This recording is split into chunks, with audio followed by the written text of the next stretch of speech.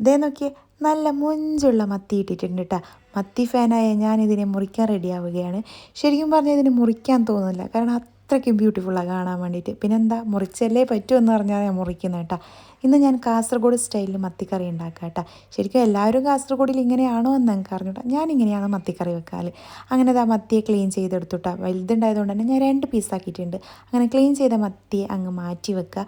ശേഷം ഒരു ചട്ടിയിലേക്ക് ഇഞ്ചിയും പച്ചമുളകും ഉള്ളിയും അതുപോലെ തന്നെ തക്കാളിയും കൂടി വേവിച്ചെടുക്കുക കേട്ടോ. ശരിക്കും പറഞ്ഞാൽ വെള്ളത്തിലിട്ട് വേവിച്ചെടുക്കണം. എണ്ണയിലിട്ട് വഴറ്റേണ്ട ആവശ്യമൊന്നുമില്ല കേട്ടോ. പിന്നെ നമ്മുടെ കാസർഗോഡുകാർക്ക് തേങ്ങ ഇല്ലാണ്ട് ഒരു പരിപാടിയില്ല കേട്ടോ.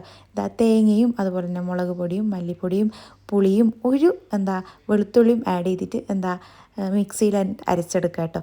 പിന്നെ നമ്മളിതാ തിളച്ച് വരുമ്പോൾ ഇതിലേക്ക് ഈ അരവ് അങ്ങ് ചേർത്ത് കൊടുക്കുക. ഇതും ഒന്നുകൂടി തിളച്ച് വരുമ്പോൾ ഉപ്പ് ചേർത്ത് കൊടുക്കുക. ശേഷം നമ്മുടെ മീൻ ഇട്ട് കൊടുക്കുക കേട്ടോ. പിന്നെന്താ, മല്ലിച്ചപ്പിലയും കൂടി ആഡ് ചെയ്തിട്ട് ഒന്നുകൂടി വരുമ്പോൾ ഉണ്ടാകുന്ന ഒരു സ്മെല്ല് അത് പറയാൻ പറ്റുന്നില്ല കേട്ടോ. പിന്നെ നമ്മുടെ ചോറിന് കൂട്ടി കഴിക്കുക, സൂപ്പർ ടേസ്റ്റാണ്.